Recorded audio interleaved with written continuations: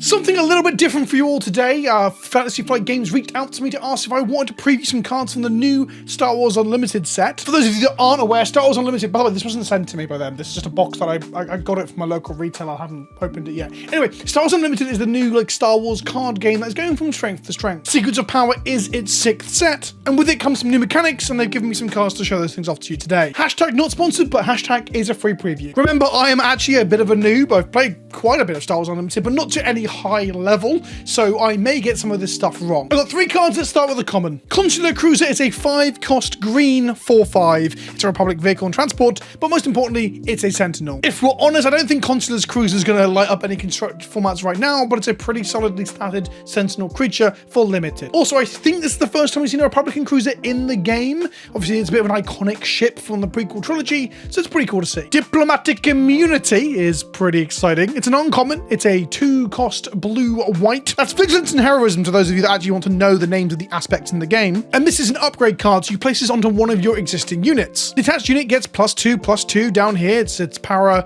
and attack and defense values go up. And then it has one of the new mechanics also built into it. The attached unit gains when this unit is attacked, so when an enemy unit attacks your unit having this enhancement on it, you can disclose blue-white, or Vigilance, Heroism from the cards in your hand. If you do the attack, it gets -2/-0. This is a new mechanic, disclose, from the set specifically, which is kind of like you showing what you might do in the future, your future plans and plotting of your power struggle in the universe. The set is thematically concerned with the politics. I know some people might not like the sound of that, but the power struggles behind the powerful Jedi and space battles. And thus the mechanics in the set look to evoke that. And in this way, Diplomatic Immunity and other cards we've disclosed do that pretty well. Basically, if you have access to, I don't know, 2 more copies of Diplomatic Immunity, for example, that have, a blue and a blue and a white and a white, you can reveal them to debuff the creature attacking your card that has Diplomatic Immunity, in this case shown in the art by Vader threatening Leia. Of course, what happens in Star Wars Unlimited is that the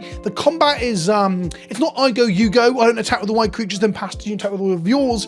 Instead, there's a back and forth of actions. I take an action, you take an action. And thus, there is this tension in where if I were to attack your creature before you've deployed any cards from your hand, you may have access to resources that you can reveal, or in this case, disclose, to protect your creature with Diplomatic Immunity. And thus, a card with Diplomatic Immunity actually has some form of immunity until you whittle down the opponent's hands with discard effects, or you have to wait for them to deploy resources, literally and metaphorically in terms of things from their hand, in order to hope they can't show, not pay, but show the blue-white because they're running low on blue and white cards in their hand. I think this is a wonderfully interesting design space, and I think it's really fun to see on a card like Diplomatic Immunity, where Leia is kind of getting away with it, at least for now, until the rebellion runs out of resources to back up that Diplomatic Immunity. And then we have a legendary. This is the one that you'll want to see, right? I didn't immediately recognize the ship, but it appears to be, if the wikis are to be believed, a ship from The Last Jedi. One of the resistant frigates. This is a space unit, so it goes into space to fight space, and that's a very obvious comment. It's a 7-cost, it is in blue and white, is a 5/9 capital ship. If damage would be dealt to another friendly unit, prevent 1 of that damage, and if damage would be dealt to this unit by another card, deal that much damage +1 instead. So it protects your other units, but takes more damage. It is quite literally a guardian angel almost, a protection spell. But it has plot, which is another new mechanic from the set. Plot reads as such: when you deploy a leader, you may play this card from your resources, paying its cost, place it on the top card of your deck. It's not explained by the tooltip here, because this is on a legendary. This is the higher rarity of cards in the set, in the game, and thus they don't have to explain all the mechanics. It's kind of assumed you might know a little. Plot is similar to old mechanics like Smuggle, where you could play cards from your resource that were currently face down into play as a active threat or defensive spell, and then you'd replace the card in your resources when you do it. Plot is slightly different. You can't just play it at any time you can play a card when you've got priority to use an action. Instead, it requires you, as it shows you on Armor of Fortune, that you can use this when you deploy a leader. This is interesting because of a few things. One, you only get to really deploy a leader, as far as I understand it, in Star Wars Unlimited. I haven't seen it any more than this,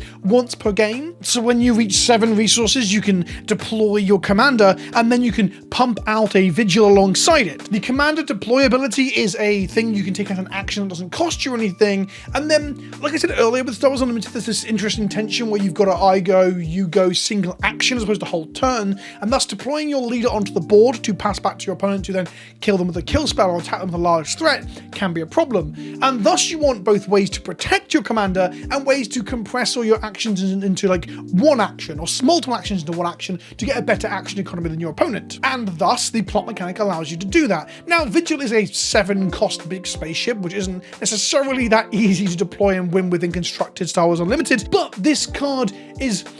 It's not just you pay 7, put your thing down and pass back. You play your commander, pay 7, put this thing down, replace it in your resources with a new resource on top of your deck, and then with the like sort of like sugaring coating on top, the Vigil protects your commander. Your leader is in play now, and if they were to attack it, Vigil quite literally says they would take 1 less damage to your commanding unit, to your leader.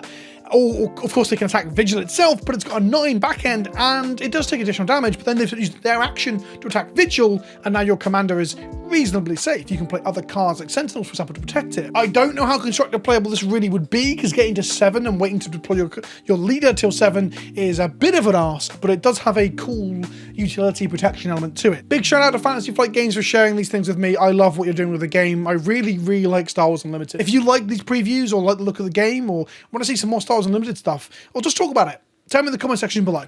I've been Vince, also known as PleasantKenobi on the internet, and I'll see you all soon. Ta-ta for now.